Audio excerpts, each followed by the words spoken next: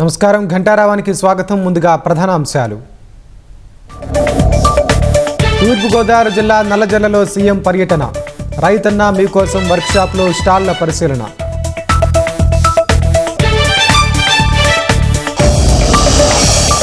నూట 90 ఎకరాల్లో శాఖమూరు పార్క్ ఏర్పాటుకు ప్రణాళికలు. రాష్ట్రంలో అభివృద్ధి పనులు వేగమయ్యాయన్న మంత్రి నారాయణ.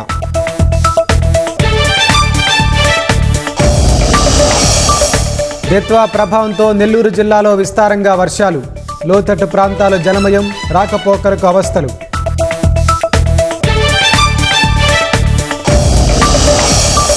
బాబ్రీ నిర్మాణానికి నిధులిచ్చేందుకు నెహ్రూ యోచించారన్న రాజ్నాథ్. నిరాధార ఆరోపణలు చేస్తున్నారని కాంగ్రెస్ మండిపాటు.